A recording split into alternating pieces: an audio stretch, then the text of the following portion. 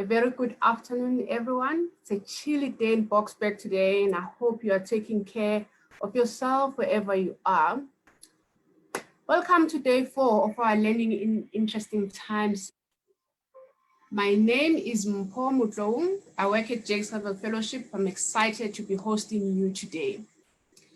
Schools are opening for most of you on Monday, and many are already against this decision.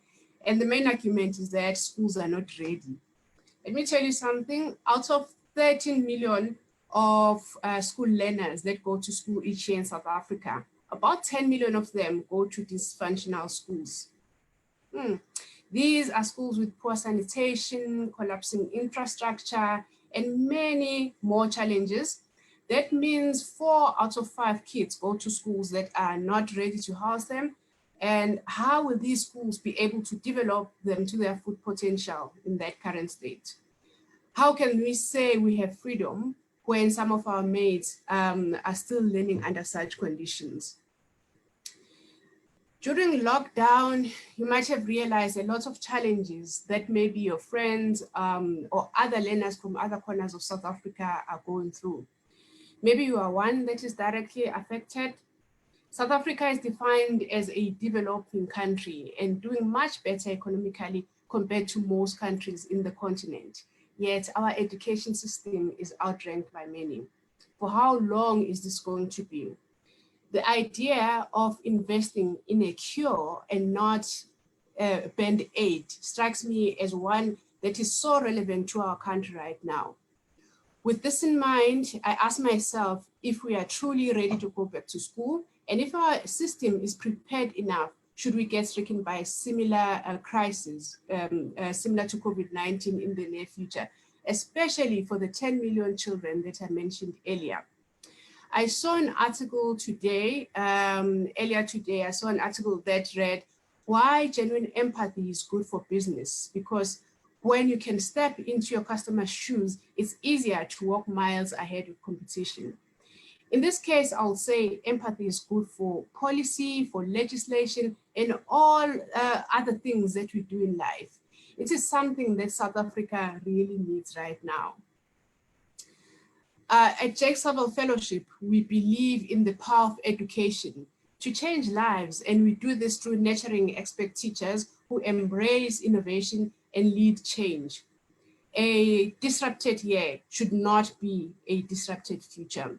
We respond innovatively to challenges, to changes, and in this series of talks, you will find evidence, because this series of talks is an example of what we stand for. On Monday, we opened by sharing a piece of motivation on how it's important for you to not let challenges consume you. Professor Jonathan Jansen, who is a board of our chair, or of the Jakes, who is a chair of our board at Jakes Gerwel Fellowship, excuse me, they shared a quote by J.R. Kennedy, and he said, every generation inherits a world it never made. That made me think, it would be great to really start thinking about the kind of legacy that you want to leave.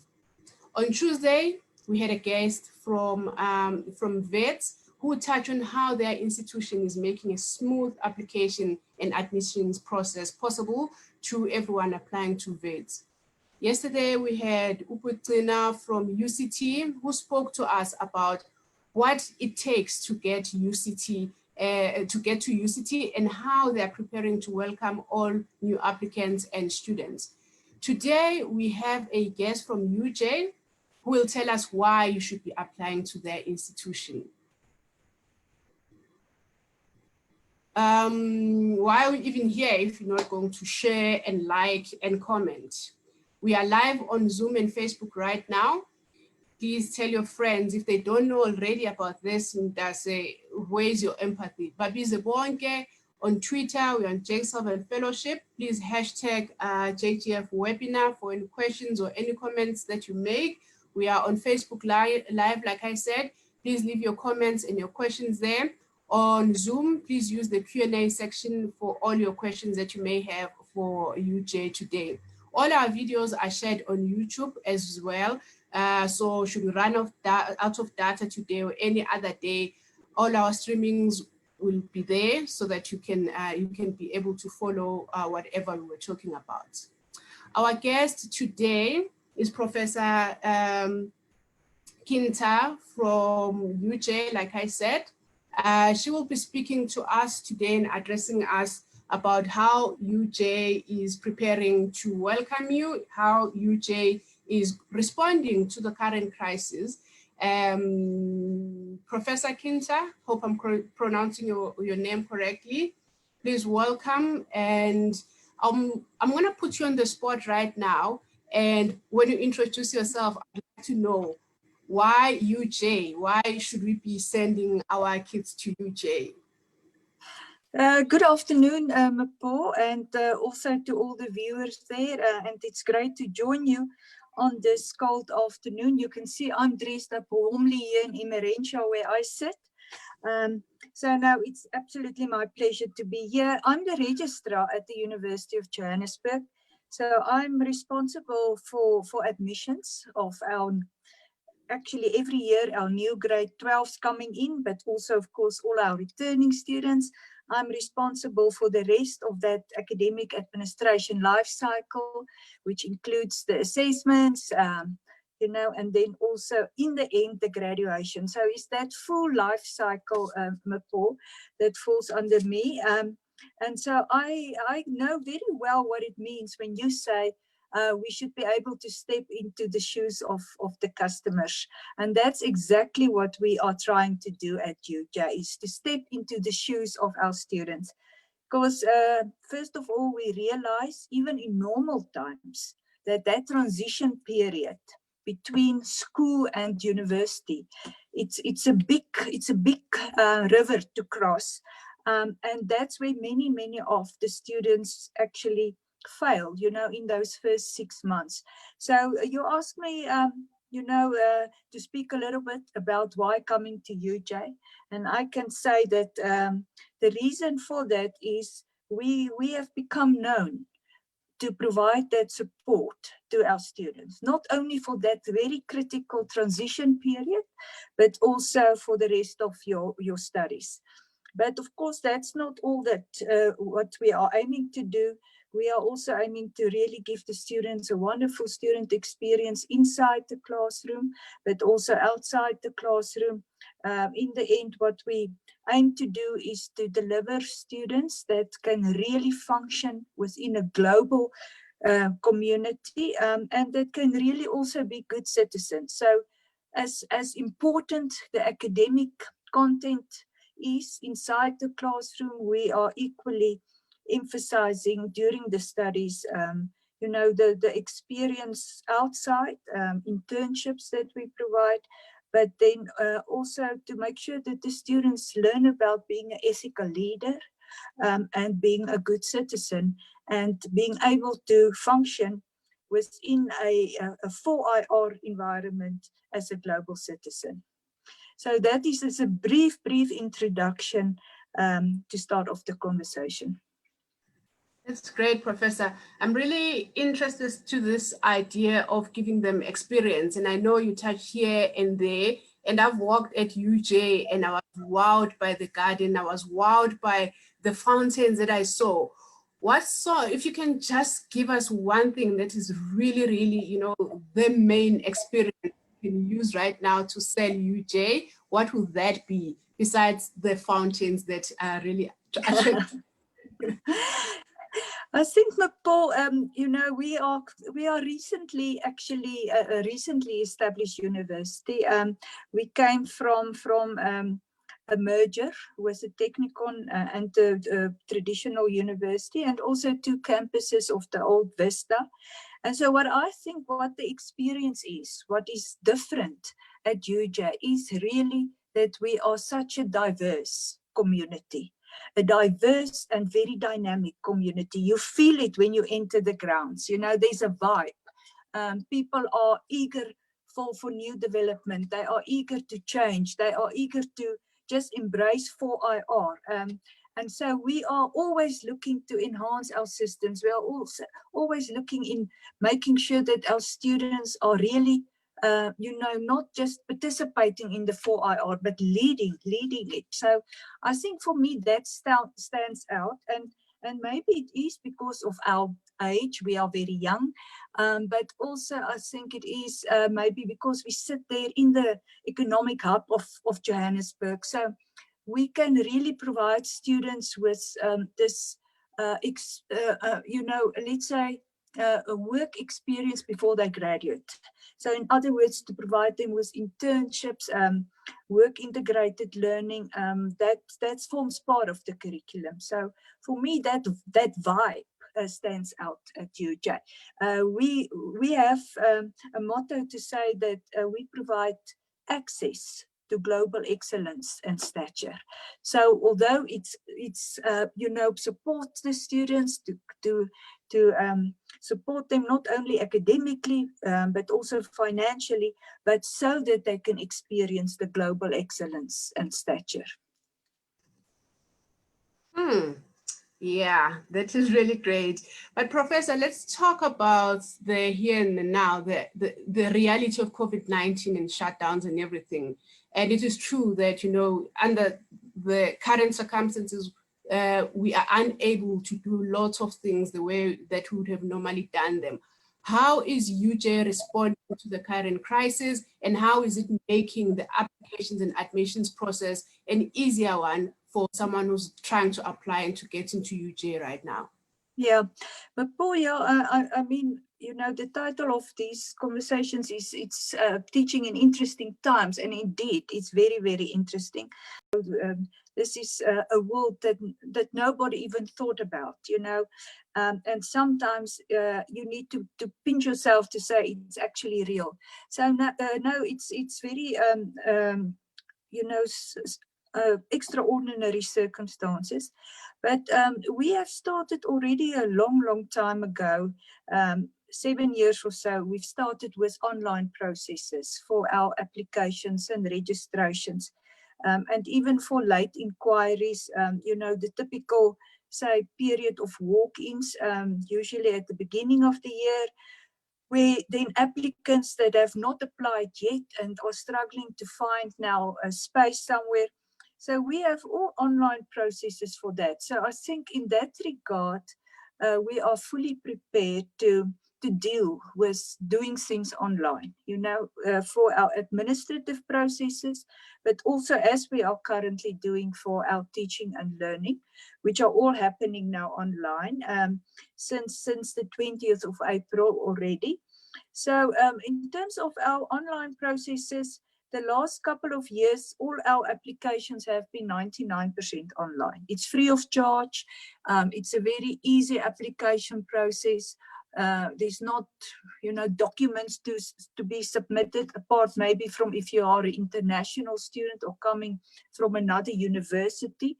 But if you are first year at UJ, coming from your grade 12, we will do the matching of your grade 12 results. You don't need to send in anything.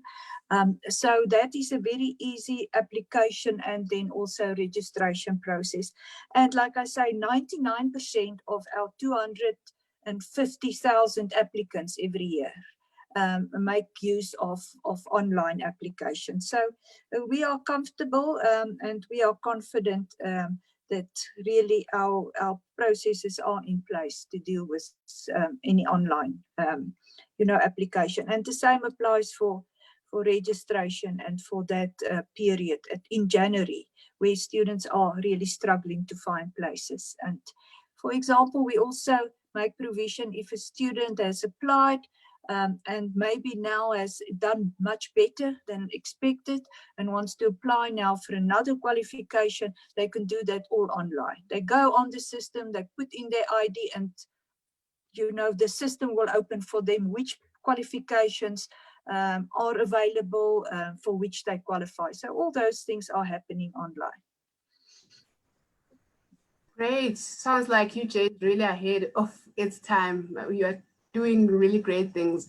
Professor, with COVID-19, do you foresee any changes in the curriculum or approach to teaching and learning at UJ? No, absolutely.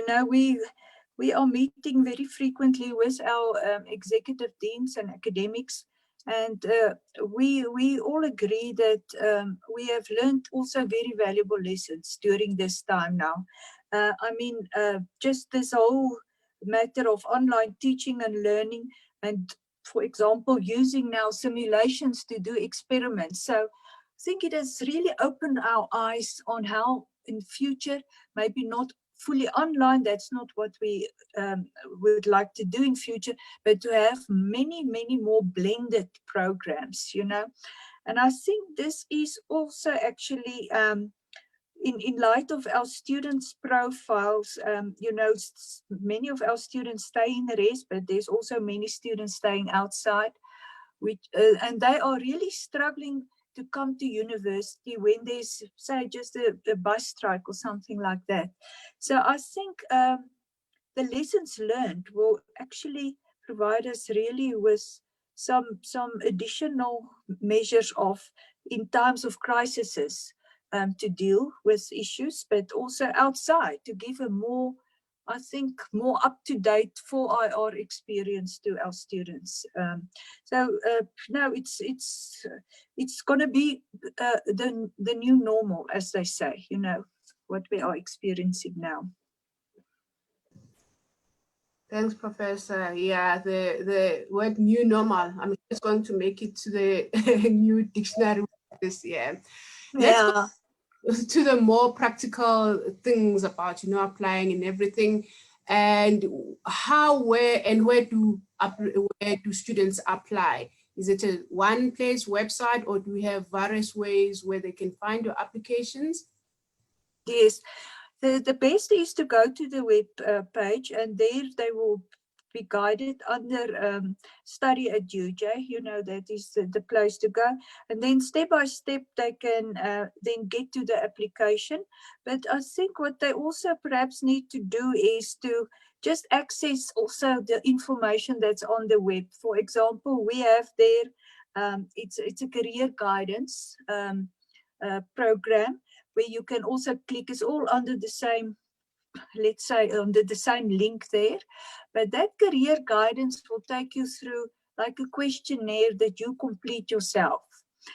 Because we realize that many of our applicants don't know about all the wonderful opportunities they are, you know, out there, and in particular then at UJ. So the first I think advice is to complete that career guidance.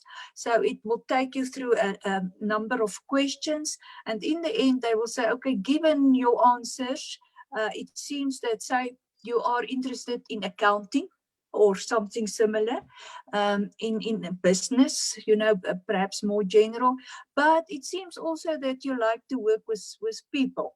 So maybe not like an actuary course, but maybe more, you know, something that you can combine it.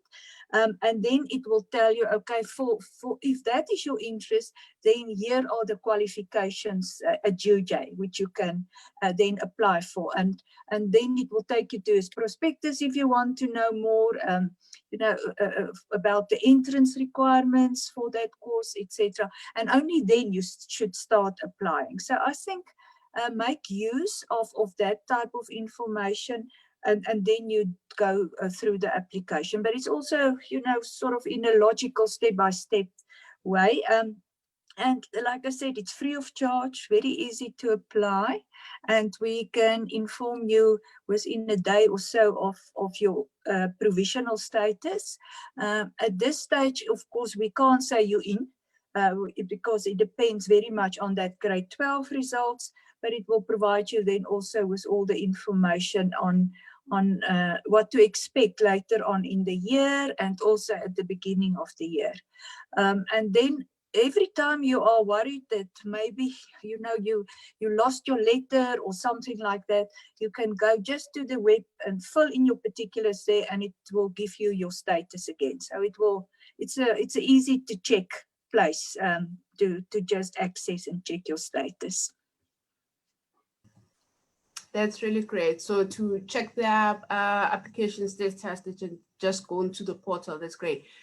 Professor, I'd like to know, no one knows really what will happen. You know, we are now on level 3 of lockdown. We might go to 2, we might go back to 5. So Yes. there's a lot of students that do not have April results, and most also do not have, did not write June exams yet, and they might not be, you know, in the position to have them to apply.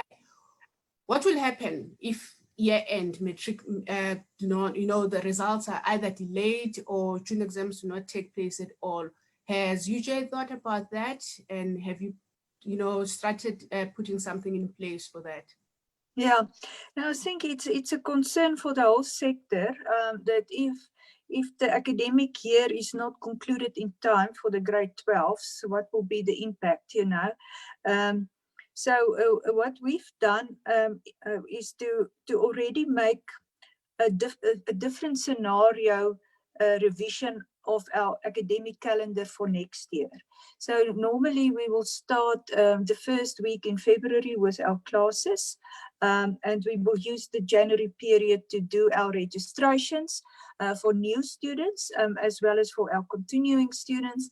And it happens then soon after we've received the grade 12 results, which is usually the first week of January.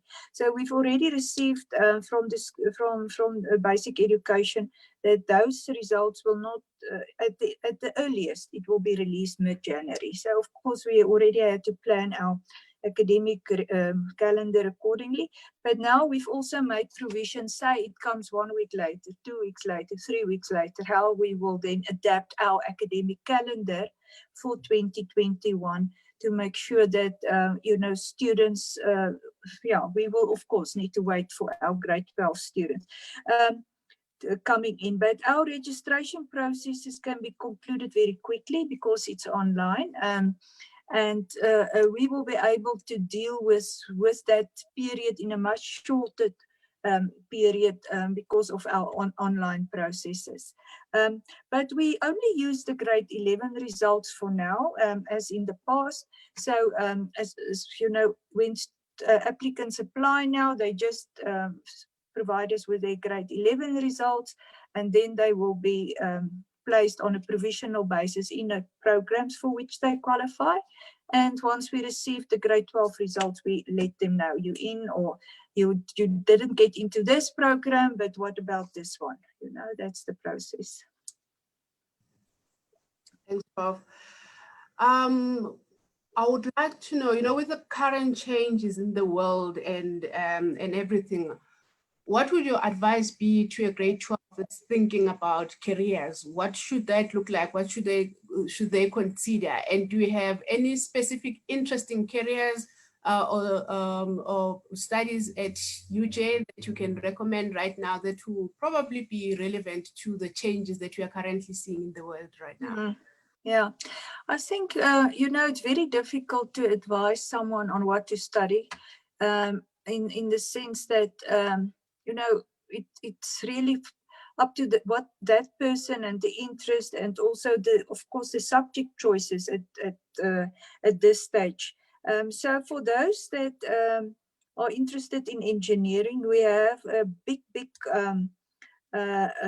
you know, faculty of engineering. So we offer engineering, the traditional engineering programs, as well as then what we call engineering technology, which is more on the technology side of it. And so I think given the very wide scope of programs at UJ, they should really carefully look at all the options before they apply. I know that in many instances, students will go for the typically programs that everyone know about, you know, but there are so many programs and subjects that they should really explore. And now with internet and so on, they can really do their homework. I mean, I'm from the Faculty of Science previously, and my background is in mathematics. But I always say to students, you know mathematics because it's taught at school, but you don't know about biochemistry, for example. So go and have a look, first of all, at all those subjects that are really not so familiar, but which will be in the prospectus, and which you will find also information on the web page, and just read up a little bit before you apply. There's still time. Our applications close end of September, but we've already said that we may probably for this year extend that deadline for registrations, and so we will communicate that as well. But not to say that they must wait up till the last minute, but the message is first go and look at all the options, do your homework, speak to other people as well, and then you apply, you know. And if they are in any doubt, we have our call center that's still operating. We have a chatbot which they can also use, and so don't hesitate also to ask for information. Great, Professor, that's great. I have a few questions from people that are listening to us right now. The first one is, NPTs can be taken online. NPTs can be taken online now. What happens if your connectivity is interrupted during the test? Okay, at UJ, we don't require that NPT results. So for us, it's not important to have that. But I know that at some universities and at some universities for particular courses, that NPT result is required. So I would say that they, if that happens, I would say that they need to inform you know, the NPT organizers immediately. And again, I would say work through your university if you have problems, because they can also assist just in conveying that. You know, yeah, and I think overall, all universities are very sympathetic to the circumstances at this stage. So I would say just don't leave it there. Speak to the university for which this is required, and speak also to the NPT organizers. Another one is asking, just to confirm, we can reapply for a different course if our final grade 12 results are better. So, yeah, that they can do at the beginning of the year. At this stage, of course, you need to pick your choices at this stage, and coming at the beginning of the year, if you have performed better, or even if you may, let's hope not, but maybe you have not made it then in the end for that qualification that you applied for, there is opportunity to apply for a different one. But at that stage, it will be space constraints that may also apply. So if it's for a very, very popular program, and we've received many applications for that program, then you may not get into that. So it's not a complete open cycle at the beginning of the year, but there are usually a number of applications for which we can then still accommodate applications. Sivem Da on Facebook would like to know, is a diploma in road transport management supported by NSFAS? Yes, all our, as long as it's a subsidized program. In other words, as long as it's a program that is has been approved by DED, excuse me, and by CHE, and if it's in the prospectus of the UJ undergraduate prospectus, then it will be supported. If it's one of our, what we call our continuous education programs, then those programs are not subsidized. You know, it will be like short learning programs and so on. Those programs are not supported by NSFAS. So it's a very important question. They must really look out very carefully in the prospectus and make sure that it is supported as a subsidized program, meaning that the department supports this. And of course, NSFAS is also, you know, a funding scheme from the government. They support these subsidized programs. Professor, with the current crisis, I can imagine that most of your staff is working remotely. How do people contact you should they want to quickly reach out to you? If it is future students, let's say prospective students, applicants, then they can contact us via the call center, and I can give you the number there at the end of the program, maybe, so that they can, and we can display it if you can on the screen later. But they can reach us on that contact number, call center, which will direct them then to the faculties. But there's also an email address specifically for inquiries on our web. So I think if they have access to the web, then they will, find their way to get the necessary assistance. But if not, they can call in, and I can give it to you now and then repeat it at the end of the program. And it's the Johannesburg number 559 4555. So it's 559 4555 on a Johannesburg code. That is our call center number. But like I said, they can also access the chatbot on our web, as well as there's the email address that they can also send the inquiries to. Thanks, Professor.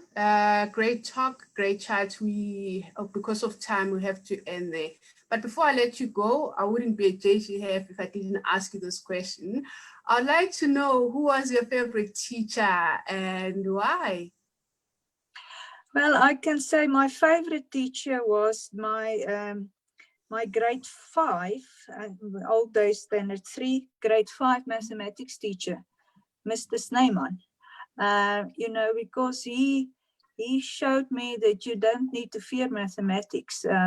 And so he made it possible for me actually to study mathematics in the end. So I will be forever grateful to him. Shout out to Mr. Snyman and for all the things that he did while he was as a teacher. Thank you, Professor. Do you have any final input for anyone who wants to come to UJ? Any final recommendations? I think just from my side, I want to wish all the learners all the very best. We know that it's challenging time, and then of course, in particular, to the grade 12s, you need to really, just get through this year. I know it's very difficult, but we would so much like to see you and welcome you at UJ next year. And yes, I'm looking forward to welcome you at UJ. So thank you very much. Thank you so much, Professor. Thank you. We are looking for people who want to roll up their sleeves and start innovatively solving education-related challenges. Maybe you want to be an expert teacher, educational leader, or an educational entrepreneur. We are looking for you. Our applications are also open right now. You can go onto our website to apply. Leaders, teachers like Mr. Snyman and other teachers are encouraged also to nominate their superstars, and all the instructions are on our website.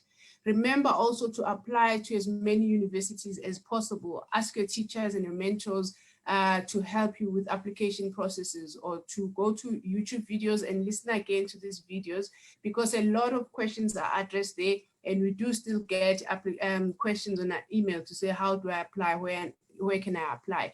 Your teachers will be able to help you with that. Thank you, Professor. We have come to the end of today's webinar.